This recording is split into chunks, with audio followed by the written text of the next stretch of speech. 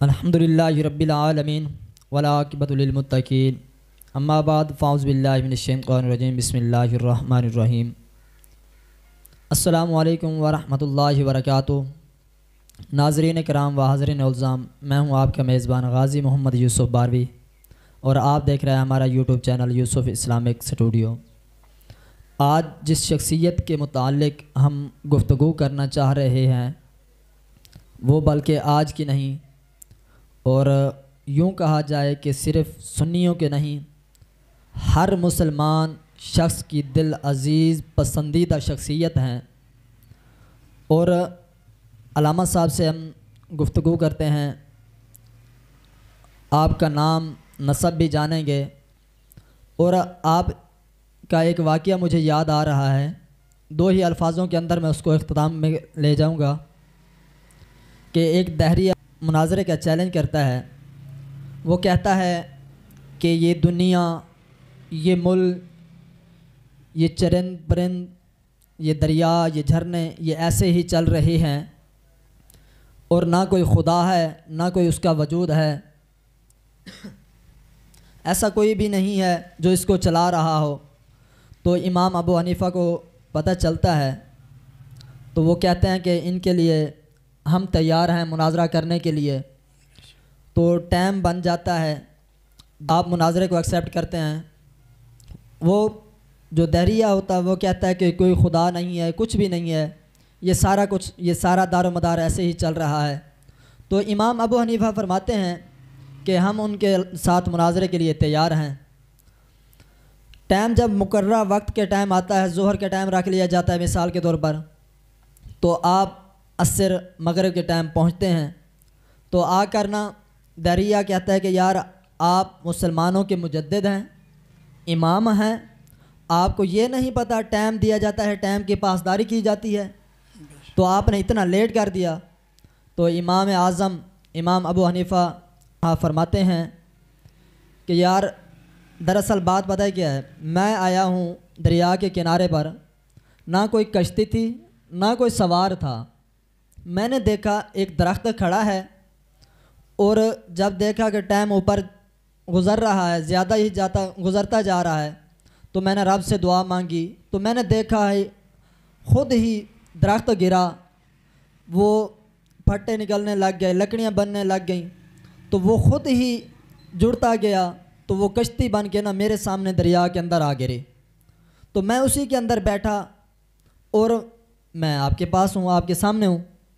وہ جو دہریہ ہوتا ہے وہ کہتا ہے کہ یار میں نے تو تیرا نام سنا تھا، میں نے تو تیرا مقام سنا تھا، میں نے تو تیرے علم تقوی کے بارے میں بہت ہی زیادہ معلومات مجھے حاصل ہوئی تھی، لیکن یار مجھے نہیں لگتا کہ یار تو میرے ساتھ مناظرہ کرے گا، یہ کیسے ہو سکتا ہے کہ یہ خود ہی سارا کچھ ہو جائے۔ تو امام اعظم فرماتے ہیں کہ یار میں تجھے بھی یہی سمجھانا چاہتا تھا کہ تو کیسے کہہ سکتا ہے کہ یہ ساری دنیا، یہ سارا نظام ایسے ہی چل رہا ہے۔ آئیں اسی سے گفتگو کا آغاز کرتے ہیں علامہ صاحب سے۔ السلام علیکم ورحمۃ اللہ وبرکاتہ۔ وعلیکم السلام ورحمۃ اللہ وبرکاتہ۔ علامہ صاحب کیسے ہیں آپ؟ الحمدللہ، اللہ رسول کا کرم۔ ماشاءاللہ، میں بہت مشکور ہوں آپ کا کہ آپ نے ہمیں ٹائم دیا۔ اچھا علامہ صاحب، میں ڈائریکٹ سوال کی طرف ہی آتا ہوں، یہ بتائیں کہ امام ابو حنیفہ نام کئی لوگوں نے سنا ہے، میں چاہوں گا کہ آپ ان کا مکمل نام اور نسب ہماری عوام الناس، ہمارے ویورز کو بتائیں تاکہ علم میں اضافہ ہو۔ جی۔ الحمدللہ رب العالمین والصلاة والسلام علی سید المرسلین۔ آپ نے بہت خوبصورت سوال کیا، اور یہ وہ شہنشاہ ہیں امام اعظم ابو حنیفہ رحمۃ اللہ تعالی علیہ، ان کا نام اور نسب بھی بیان کرتے ہیں جو آپ نے سوال کیا۔ جی۔ اور یہ وہ شخصیت ہیں فرمایا جنہوں نے بے شمار کمالات کے مظہر ہیں۔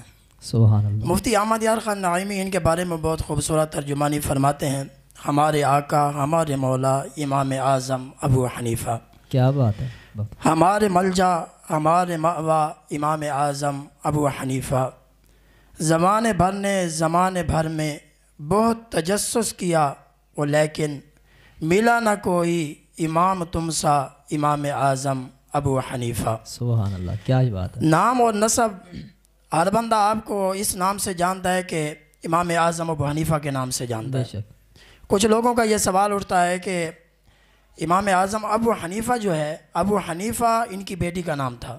کچھ لوگوں کا کہنا ہے ان کی بیٹی کا نام تھا، اس لیے آپ کا یہ نام مشہور و معروف ہے۔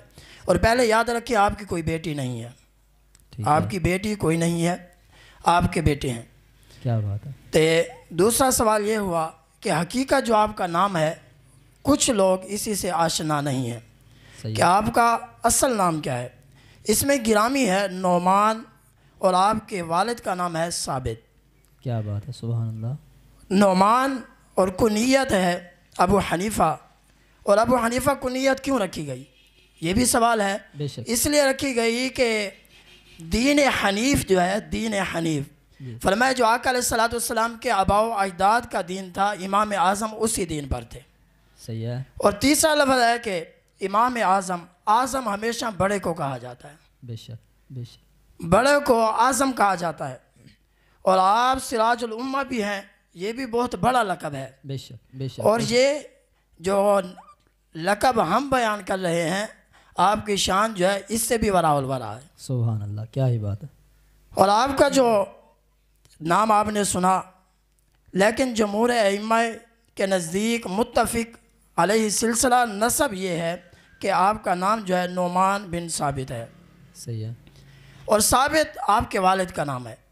آپ کے والد جو تھے وہ فارس کے رہنے والے تھے۔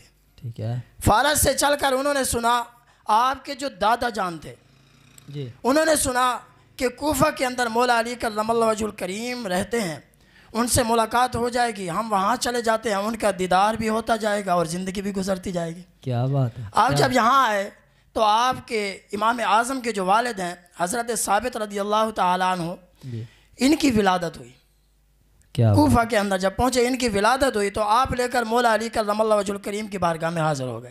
کیا بات ہے۔ حاضر ہوئے تو مولا علی کرم اللہ وجہ الکریم، آج جو ہمارے ہاں یہ کچھ لوگ اسی سے آشنا نہیں ہیں کہ جو گھٹی کہتے ہیں ہم اپنے لیے، فرمایا آپ کے والد لے کر آئے اور مولا علی کرم اللہ وجہ الکریم نے کچھ چیز اپنے منہ میں چبائی اور ان کے منہ میں ڈال دی، لو آپ بدام، کیا بات اور ہے۔ ڈال دیا۔ ڈالنے کے بعد آپ نے دعا دی، جو آپ نے دعا دی مفسرین لکھتے ہیں یہ دعا کی برکت سے اللہ نے آپ کو امام اعظم عطا فرمایا ہے۔ سبحان اللہ، کیا ہی بات۔ یہ مولا علی کی دعا کی برکت تھی سبحان جس وجہ سے آپ کو امام اعظم اللہ تبارک و تعالی نے عطا فرمایا، سبحان اللہ۔ اور آپ لے کر گھر آ گئے، اسی خوشی کے ساتھ یہاں رہیں گے تو مولا علی کا دیدار ہوتا رہے گا۔ سبحان اللہ، شہر چھوڑ کر آئے۔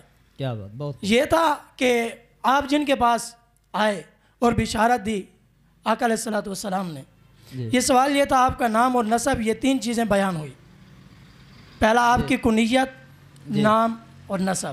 کیا بات ہے، ماشاءاللہ، بہت ہی خوب۔ اولیاء اللہ کی شان وراء الورا ہے۔ اگر میں اس طرح کہوں کہ ہم ان کی پوری سیرت اگر بیان کرنا چاہیں تو شاید ہمیں طویل ٹائم چاہیے، بے شک۔ بہت ہی زیادہ، لیکن میں اسی کے متبادل دوسرا سوال کرنا چاہتا ہوں۔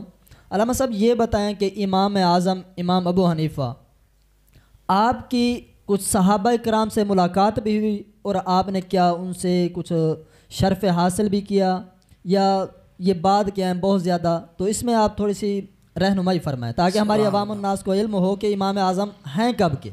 کیا بات ہے، آپ نے بہت خوبصورت سوال کیا۔ یہ سوال بار بار لوگ سوال کرتے ہیں کہ امام اعظم نے امام بخاری رحمۃ اللہ تعالی علیہ جی، ان کے بارے میں کیوں نہیں لکھا، جی، ان کی بات بیان کیوں نہیں کی، یا ان کو نہیں مانا؟ یہ یاد رکھیں امام اعظم جو ہیں یہ تابع رسول ہیں۔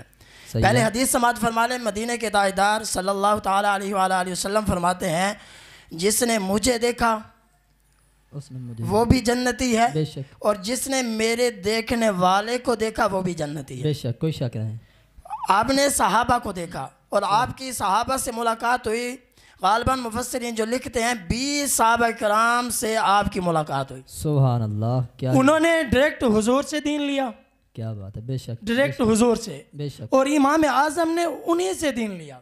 کیا بات ہے۔ امام اعظم رحمۃ اللہ تعالی علیہ نے ڈائریکٹ سمجھو صحابہ سے، حضور سے صحابہ نے دین لیا، صحابہ سے امام اعظم نے دین لیا۔ بے شک، انس بن مالک رضی اللہ تعالیٰ عنہ آپ کے پاس آپ سے ملاقات ہوئی اور آپ نے آپ سے احادیث مبارکہ سنی اور ڈائریکٹ جو حدیث مبارکہ تھی انہی سے سن کر آپ نے بیان کی اور لکھی بھی. جو کہتے ہیں امام بخاری کے بارے میں لوگوں کا کہنا ہے مفسرین نے لکھا ہے 20 سے 22 جو آپ کے شاگرد تھے نا امام اعظم کے, امام بخاری اور امام مسلم رحمۃ اللہ تعالی علیہ, انہوں نے آپ کے شاگردوں سے حدیثیں لکھی ہیں, انہی سے لی ہیں آپ نے. پھر آپ غور کریں کہ کیا مقام شاگردوں سے حدیثیں لینے والا بخاری بنتا ہے, بخاری بنتا ہے, تو امام اعظم کی شان کا عالم کیا ہوگا. استاد ہے, کیا بات ہے, کیا جو آپ کے شاگردوں سے حدیثیں لے وہ تو امام بخاری امام مسلم بنتے ہیں, اور استاد کا عالم کیا ہوگا, کیا ہوگا. بے شک. اور یہ تو ان کی بات ہے کہ امام اعظم کا تذکرہ جو ہے صرف ابھی سے ہوا ہے. یہ بھی ایک بات میں کرتا چلوں, کچھ لوگوں کا کہنا ہے کہ امام اعظم جو ہیں تابع رسول تو ہیں, ان کا تذکرہ حضور نے بھی کیا. صحیح ہے. میرے نبی کریم صلی اللہ علیہ وسلم جلوہ گر ہیں. اس حدیث کے راوی حضرت سیدنا ابو ہریرہ رضی اللہ تعالیٰ عنہ ہے. جبرائیل امین میرے محبوب کی بارگاہ میں حاضر ہوئے اور تذکرہ کر رہے ہیں حکیم لقمان کا. جب تذکرہ کر رہے تھے فرمایا اللہ نے اتنا مقام دیا, اتنی شان عطا فرمائی ان کو, اتنی شان عطا فرمائی کہ آپ کو جو عقل دیا ساری چیزیں جمع کر دی جائیں, ساری چیزیں. صحیح ہے. تو آپ کو اللہ نے جو مقام عطا فرمایا کسی کو عطا نہیں فرمایا, اور ذہین بہت زیادہ تھے. کیا بات. آپ نے یہ بات کی تو میرے آقا علیہ الصلوۃ والسلام کے دل میں بھی خواہش پیدا ہوئی, تڑپ ہوئی, کاش کہ میری امت میں بھی کوئی ایسا ہو, کوئی ایسا ہو. کیا بات. جب خواہش پیدا ہو نا میری امت میں بھی کوئی ایسا ہو, تو اس وقت جبرائیل امین رب تعالیٰ کا پیغام لے کر محبوب کی بارگاہ میں حاضر ہوئے. فرمایا آپ کی جو امت میں ذہین اور اتنا بڑا شخص جو آئے گا اسے امام اعظم کہتے ہیں, جن کا تذکرہ تو رات میں بھی ہو رہا ہے. غازی صاحب کیا بات ہے, یہ تو ولی ہے نا. جی ولی ہیں. ان کا تذکرہ تو رات میں بھی ہو رہا ہے.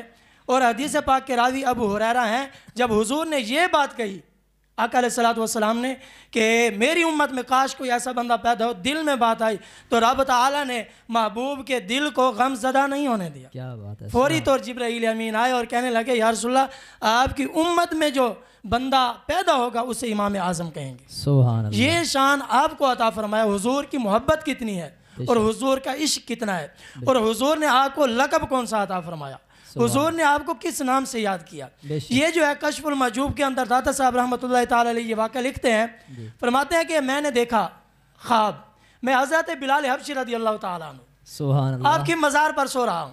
کیا بات ہے. جب میں سو رہا ہوں میں نے خواب دیکھا. میں نے کیا دیکھا, قیامت قائم ہو گئی. جب قیامت قائم ہوئی تو میں نے دیکھا مدینے کے تاجدار صلی اللہ تعالیٰ علیہ وسلم آ رہے ہیں, اور میں نے جب آقا کو دیکھا تو آقا علیہ الصلوۃ والسلام نے ایک بوڑھے شخص کو اپنی باؤں کے اندر لے کر حضور آ رہے ہیں. میں نے دیکھا, جب میں نے پوچھا یا رسول اللہ صلی اللہ تعالیٰ علیہ وآلہ وسلم یہ شخص کون ہے, تو آقا علیہ الصلوۃ والسلام نے فرمایا اے داتا علی حجویری یہ تیرا بھی امام ہے, میری ساری امت کا امام ہے. سبحان اللہ. اور یہ یاد رکھنا ہمارے 4 امام ہیں بے شک, اور ان چاروں نے صحابہ کی زیارت نہیں کی, جس نے زیارت کی ہے اسے امام اعظم کہتے ہیں. سبحان اللہ. کیا بات ہے. یہ 3 جو امام ہیں انہوں نے زیارت نہیں کی. کیا بات ہے. بہت. اور یہ کہتے ہیں بہت ہی کمال جملہ کہتے ہیں امام مالک امام شافعی رحمۃ اللہ تعالی علیہ, آپ ان کے بارے میں کہتے ہیں آپ نے جو آپ کو علم عطا فرمایا, علم اتنا علم عطا فرمایا, اتنا علم عطا فرمایا. فرمایا آپ دیکھ رہے ہیں مدینے کے اندر مسجد نبی کے اندر جو ستون ہے نا, یہ ستون اگر امام اعظم کہہ دیں نا یہ ستون سونے کا ہے تو وہ سونے کا بن جائے گا. فرمایا آپ یہ نہیں کہیں گے, نہیں دلائل کے ساتھ ثابت کر دیں گے کہ اسے سونا بنا کر دکھا دیں گے. سبحان اللہ. اتنا علم آپ کو اللہ نے عطا فرمایا, اتنا وسیع علم عطا فرمایا. یہ تو مختصر جھلکی ہے ان کے علم کی. اگر ان کا علم بیان کیا جائے تو اس میں ایک پورا وقت درکار ہے, پورا موضوع بیان ہو سکتا ہے. بے شک بے شک. آپ نے فرمایا کہ اگر چاہیں امام اعظم اتنا علم رب نے عطا فرمایا, اگر مٹی کو چاہیں نا یہ سونا ہے تو آپ دلائل کے ساتھ, یہ نہیں ایسے بات نہیں کرتے, دلائل کے ساتھ اسے سونا بنا سکتے ہیں. سبحان اللہ. سبحان. یہ شان ہے خدمتگاروں کی, سرکار کا عالم کیا ہوگا, ہر کوئی فدا ہے بن دیکھے دیدار کا عالم کیا ہوگا. سبحان اللہ. اچھا علامہ صاحب اسی میں مجھے ایک بات یاد آئی, جس طرح آپ نے فرمایا کہ حضور علیہ الصلوۃ والسلام کا فرمان عالی شان ہے کہ جس نے مجھے دیکھا وہ بھی جنتی ہے, اور جس نے میرے دیکھنے والے کو دیکھا وہ بھی جنتی ہے. تو اسی کے اندر ایک میں چھوٹا سا الفاظ کہوں گا. تو یار یہ تو ہے نا حضور کا فرمان عالی شان, ہم حضور کو بھی مانیں اور حضور کے کچھ صحابہ کو مانیں, کچھ صحابہ کا انکار کریں, پھر ہمارا دعویٰ ہو کہ ہم عاشق رسول ہیں. آپ میری بات کو میرے خیال میں سمجھ رہے ہوں گے. کچھ صحابہ کو مانیں کہ الفاظ استغفر اللہ نعوذ باللہ میں وہ نہیں کہنا چاہتا کہ میں سن رہا تھا کیونکہ آج شان تو انہی کی ہے, انہی کے موضوع پر چل رہے تھے, لیکن ایک بات یاد آئی, وہ تو اپنے آپ کو عالم کہلواتے ہیں, میں ان کو عالم نہیں سمجھتا. وہ کہتے ہیں کہ امام حسین سے بہتر یزید تھا اور سیدوں سے بھی بہتر وہ ہے. یار حضور جن کا نام فرمائیں کہ جس نے مجھے دیکھا, یہ تو ہے دیکھنے والوں کی بات, اور جو ان کے گھر میں پلے ہوں بڑے ہوں, انہی کے ساتھ کھانا کھایا اٹھنا بیٹھنا, انہی کے پرورش پائی ہو, انہی کے زیر سایہ ہوں. یار صحابہ کا آج بھی کچھ لوگ بک کرتے ہیں, بکواس کرتے ہیں, میں کہوں گا کہ گندی نالی کے گندے کیڑے وہ بکواس کرتے ہیں. حضرت امیر معاویہ ہمارے امت کے ماموں جان ہیں رضی اللہ تعالیٰ عنہ, وہ امت کے ماموں جان ہیں, تمام امت مسلمہ. یار صحابہ کو نہیں مانتے, دعوے اس طرح کرتے ہیں کہ یار ہم عاشق رسول ہیں, ہم عشق ہیں, ہمارے سے بڑا کوئی عاشق نہیں ہے. خیر, تو علامہ صاحب میرا آخری سوال ہے, آپ حضرت امام ابو حنیفہ کے بارے میں علم اور تقوی اور آپ کی کوئی کرامات ایک ادھی ارشاد فرمائیں. سبحان اللہ. تقوی تو آپ کا بے شمار, آپ کے ہمیں یہ درس ملتا ہے, سبق ملتا ہے کہ آپ تقوی کے کتنے پابند تھے. جی. اور جو بات آپ نے کہی ہے نا غازی صاحب صحابہ کے بارے میں ان کے لیے ایک ہی حضور کا فرمان بیان کرتا ہوں, کیونکہ آقا علیہ الصلوۃ والسلام کا چمکتا ہوا فرمان ہے, من اذا مسلمن فقد اذانی, جس نے کسی مسلمان کو تکلیف پہنچائی, مدینے کے تاجدار فرماتے ہیں وہ اس نے مجھے تکلیف پہنچائی. پھر آپ غور کریں, عام بندے کو اگر کوئی تکلیف پہنچائے, آپ بندے کو ایذا پہنچائے, تو وہ تو حضور کو ایذا پہنچائے. اور جن کے دل رب نے حضور کے لیے چنے ہیں جو انہیں ایذا پہنچائے, پھر وہ کس صف میں کھڑا ہے, اسے نظر نہیں آتا کہ میں حضور کو ایذا پہنچا رہا ہوں. اللہ اکبر. اور آپ نے پوچھا امام اعظم ابو حنیفہ رحمۃ اللہ تعالی علیہ کے تقوی کے بارے میں, آپ کے تقوی بے شمار درس ملتا ہے, اور ایک دو میں بیان کرتا ہوں آپ کے سامنے. جی. کہ آپ کا تقوی یہ تھا, آپ کے علاقے کے اندر کسی کی بکری گم ہو گئی. صحیح ہے. بکری چوری ہوئی یا گم ہو گئی. جی جی. تو لوگوں نے بتایا کہ بکری جو ہے چوری ہو گئی ہے. صحیح ہے. تو آپ نے سننے کے بعد آپ نے تحقیق کی, کتنی عمر ہوگی, کتنا عرصہ چلے گی. جب یہ بات آئی آپ نے, تو تحقیق کرنے کے بعد آپ نے غالباً 7 سال تک گوشت نہیں کھایا. اس لیے نہیں کھایا کہیں کوئی لے گیا ہو یا کہیں بنی ہو اس کا گوشت نہ آ جائے, جس کی وجہ سے فرمایا کہ میرے یہ جو تقوی ہے حرام نہ کھا لوں میں. حرام سے بچتے ہوئے 7 سال تک گوشت نہیں کھایا. وہ تو گم شدہ بکری تھی یا چوری ہو گئی تھی. جی. اور جو آج تو ہم جان بوجھ کر جو کھا رہے ہیں, ہمیں حلال و حرام کی تمیز تک بھی نہیں ہے. جب ہمیں تمیز تک نہیں ہے, ہم تقوی تک کیسے پہنچ سکتے ہیں؟ ان کے تقوی تک تو ہم نہیں پہنچ سکتے. اور دوسری بات بھی بیان کرتے ہیں آپ کے تقوی کے بارے میں. مشہور ہے کہ شریعت جو اجازت دیتی ہے نا, جی, کہ 1 روپیہ اٹھائیں, جی, فرمایا ان کے برابر اگر گندگی لگ جائے اسے دھونا ضروری ہے. اگر اس سے کم ہو نہ بھی دھویا جائے تو وہ نماز ہو جائے گی, کپڑا ناپاک نہیں ہوگا. صحیح ہے. یہ شریعت بتا رہی ہے. تو آپ سے کسی نے مسئلہ پوچھا, آپ کو دیکھا تو آپ دریا کے کنارے بیٹھے اپنے کپڑے کو دھو رہے تھے. آپ نے دیکھا, اس نے سوال کرنے والے نے پھر سوال کر دیا, آپ کہہ رہے تھے اتنی نجاست لگی ہو تو پھر تو کپڑے کو دھونا چاہیے, اگر اتنی نہیں لگی تو پھر نہیں دھونا چاہیے. تو آپ تھوڑے سے چھینٹے پڑے ہیں آپ کے کپڑوں پر, آپ دھو رہے ہیں. آپ کیوں دھو رہے ہیں؟ آپ بھی چھوڑ دیں. آپ نے فرمایا جو میں نے بتایا تھا, دیا تھا, وہ میرا فتویٰ تھا, یہ میرا تقویٰ ہے. کیا بات ہے, سبحان اللہ. جو دیا تھا وہ فتویٰ تھا اور جو میں کر رہا ہوں یہ میرا تقوی ہے. کیا بات ہے. اور ایک تقوی کے بارے میں ایک اور بھی بیان کرتا چلوں. کسی نے آپ کو کہا کہ آپ آئیں جنازہ پڑھائیں. صحیح ہے. جنازے کے لیے کہا, سب لوگ جمع تھے, آپ بھی آ گئے. جب جنازہ پڑھانے کے لیے آئے, وہاں پہنچے تو دیکھا جنازہ جو تھا چھاؤں پر رکھا ہوا تھا اور لوگ دھوپ پہ کھڑے تھے. صحیح ہے. چھاؤں پر کسی کی دیوار کا سایہ آ رہا تھا. جب امام اعظم ابو حنیفہ رحمۃ اللہ تعالیٰ علیہ سے کہا آپ یہ مہربانی کریں چھاؤں میں آ جائیں, سائے میں آ جائیں. غازی صاحب یہی کمال کا نقطہ ہے, قیمتی نقطہ ہے آپ کے حاضرین دیکھنے والوں کے لیے اور سننے والوں کے لیے. یہی جملہ آپ ساری بیان کا خلاصہ کلام یہ ہے سارا درس کا, آپ کا تقوی بیان کر رہے ہیں. آپ جب وہاں پہنچے آپ نے کہا میں سائے کے نیچے نہیں آتا, میں دھوپ میں بھی اچھا ہوں. لوگوں نے پھر سوال کر دیا کیونکہ سوال کرنے والے سوال کرتے ہی رہتے ہیں. آپ نے کہا یہ جو گھر ہے نا, ایک گھر والے نے میرا قرضہ دینا ہے. گھر والے نے, امام اعظم فرما رہے ہیں, ہاں میرا قرضہ دینا ہے. صحیح ہے. اور میں اس لیے اس کی دیوار کے سائے کے نیچے نہیں آتا کہ اگر میں اس کی دیوار کے سائے کے نیچے آ جاؤں گا, مجھے حضور کا فرمان یاد ہے اگر کسی نے کسی سے قرضہ لینا ہو. صحیح ہے. آج تو لوگ پیسہ دیتے ہیں پھر پیسے سے کیا کچھ خرید لیتے ہیں, بندے کو بھی خرید لیتے ہیں. بے شک خرید. ایک بندہ جا رہا تھا, امام اعظم نے دیکھا کہ بندہ آ رہا ہے, آپ جا رہے تھے تو بندہ ڈر کے راستہ تبدیل کر گیا. آپ نے اسے بلا کر سامنے کیا, پوچھا آپ نے کیوں راستہ تبدیل کیا؟ اس نے کہا حضور آپ کو یاد ہو رہا ہو میں نے آپ کا قرضہ دینا ہے اور مجھے یاد ہے بہت زیادہ عرصہ گزر چکا ہے, میں نے آپ کو قرضہ نہیں دیا. میں نے کہا آپ ڈیمانڈ بھی کر سکتے ہیں میرا قرضہ واپس کریں, اس لیے میں آپ کے ڈر سے جا رہا ہوں, شرمندگی کی وجہ سے. تو آپ رو پڑے, آنکھوں میں آنسو آ گئے. آپ کہنے لگے امام اعظم ابو حنیفہ رحمۃ اللہ تعالیٰ نے جو جملہ کہا, فرمایا ایسا نہیں کرنا, اگر ڈرنا ہے تو اس سے ڈرنا ہے, مجھ سے نہیں ڈرنا. بے شک. فرمایا آج تو ڈرا ہے, کل کہیں ایسا نہ ہو میں تجھے معاف کرتا ہوں, تو بھی مجھے معاف کر اور رب تعالیٰ بھی مجھے معاف کرے.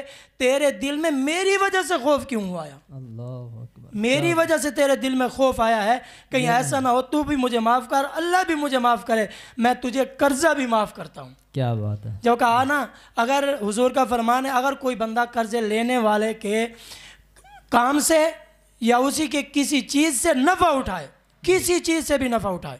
آج لوگ کہتے ہیں یہ سود نہیں ہے, یہ سود نہیں ہے, یہ سود نہیں ہو سکتا, لوگوں کا کہنا ہے. تو امام اعظم ابو حنیفہ رحمۃ اللہ تعالی نے جملہ دیا, آپ نے فرمایا اگر میں اس سے نفع اٹھاؤں گا, نفع بھی کیا تھا, اس کی دیوار کے سائے کے نیچے آ کے کھڑا ہو جاؤں گا, فرمایا یہ بھی سود ہوگا.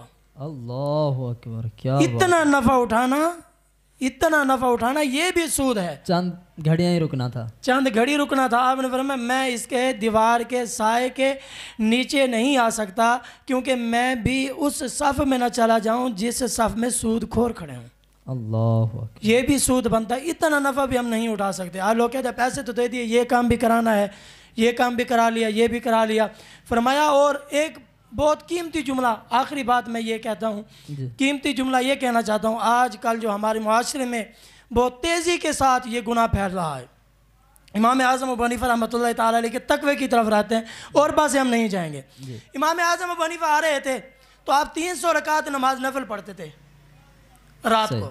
کیا بات. دو عورتیں کھڑی باتیں کر رہی تھی, آپس میں باتیں کر رہی تھی. کیا باتیں کر رہی تھی غازی صاحب, یہ بہت قیمتی جملہ ہے اور ایسے سمجھ لیں کہ سننے والوں کی طرف بھی اشارہ ہے. بے شک. کیا کہا, دو عورتیں کھڑی باتیں کر رہی تھی.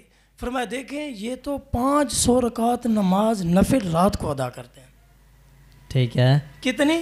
500. حالانکہ آپ پڑھتے 300. اور یہ بھی حضور کا فرمان سماعت فرما لیں غازی صاحب, بہت ہی دل کو جھنجھوڑ جانے والا جملہ ہے. آج ہمیں بندہ کہہ دے کہ آپ عالم ہیں, مفتی ہیں, ہم خوش ہوتے ہیں. خوش ہونے کا نقصان کتنا ہے, حضور کے فرمان سے بیان کرتا چلوں. فرمایا اگر کوئی بندہ کہے کہ مفتی, آپ مفتی نہیں ہیں تو آپ دل میں اسے برا جانیں, یعنی آپ خوش نہ ہو. اگر آپ خوش ہوں گے, حضور فرماتے ہیں وہ بندہ جہنمی ہے, کیونکہ اس کے اندر وہ چیز نہیں پائی جاتی. لوگ کہہ رہے ہیں وہ خوش ہو رہا ہے, بلکہ وہ کوشش کرے. جب امام اعظم نے سنا کہ عورتیں کہہ رہی ہیں یہ تو 500 رکعت نماز نفل پڑھتے ہیں, آپ گئے اور 500 نماز نفل پڑھنا شروع کر دیے.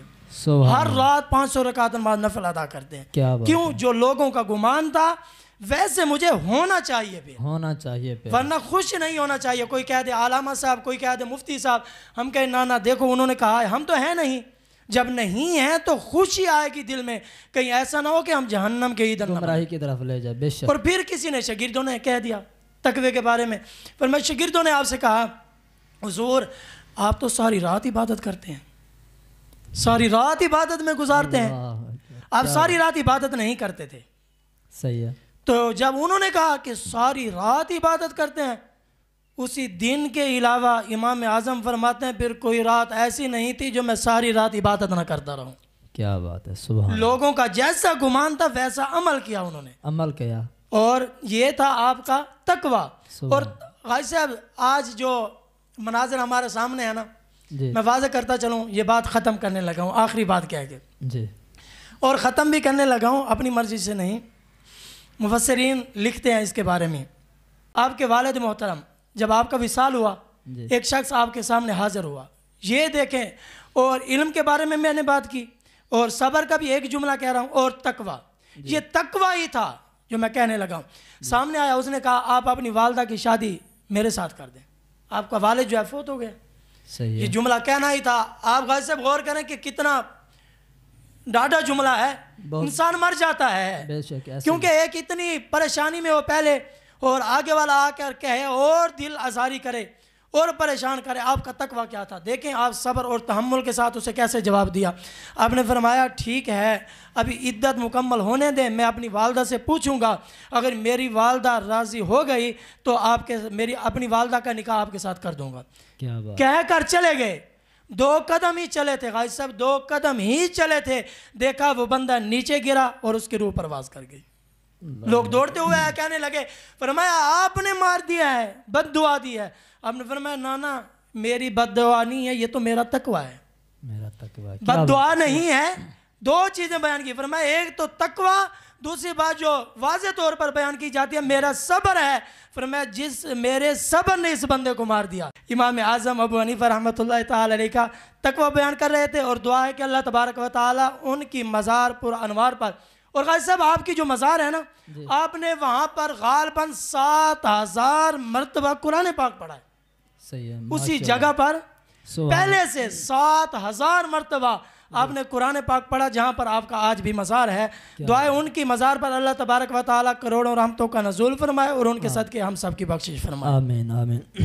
ماشاءاللہ، تو گفتگو اور بھی کرنی تھی، لیکن میں کہتا ہوں کہ اتنا پیغام دیا جائے جتنا عوام کو سمجھ آ جائے، کیونکہ ان کی شان وراء الورا، شان تو بہت ہے۔ سیرت اگر ہم پڑھتے جائیں، آپ کی کرامات، علم، تقوی، اور ابھی تو یعنی کہ کافی سوال باقی ہیں، آپ نے کتنے حج کیے، کن کن سے علوم حاصل کیے، ابتدائی تعلیم، انشاءاللہ اگر زندگی رہی، موقع ملا تو پھر گفتگو کریں گے انہیں الفاظوں کے ساتھ۔ غازی صاحب زندگی کا پتہ نہیں ہے، ایک جملہ میں یہ ضرور کہوں گا، جی، نہ جانے زندگی کی کس گلی میں شام ہو جائے۔ آپ نے غالباً 55 حج کیے، 55 حج، اس وقت جہاز نہیں تھے، پیدل کا سفر تھا، اور 55 حج کیے۔ جب آخری حج کیا نا، جب آئے تو کعبے کے اندر، تو جو کعبے کا جس نے تالا لگایا ہوا تھا اس سے چابی لی اور کہا کہ آپ یہ چابی مجھے دیں، اسے کھول دیں اندر، میں آج اندر جا کر اللہ کی عبادت کرتا ہوں، سبحان اللہ، اندر جا کر اللہ کی عبادت کرتا ہوں۔ جب یہ بات کہی نا، یہ بات کہنا ہی تھی، آپ اندر گئے، ساری رات رو رو کر 2 جملے کہہ رہے تھے، یا اللہ میں نے جس طرح تیرا حق ادا کرنا تھا میں نے نہیں کیا، اور دوسرا جملہ کہہ رہے تھے، یا اللہ جس طرح میں نے آپ کو پہچاننا تھا نہیں پہچان سکا، یا اللہ تو مجھے معاف فرما دے۔ اگر کل قیامت کے دن میرے عمل دیکھے گئے، میرا کوئی عمل ایسا نہیں ہے جو مجھے جنت میں لے جائے۔ 55 حج کرنے کے بعد آخری حج جو کیا، آپ نے آخری حج یہی کیا اور یہی لوگوں کو پیغام دیا۔ فرمایا آپ نے یاد رکھنا ہے، فرمایا یا اللہ میں نے آپ کو پہچانا نہیں، آج بھی لوگوں نے رب کو نہیں پہچانا۔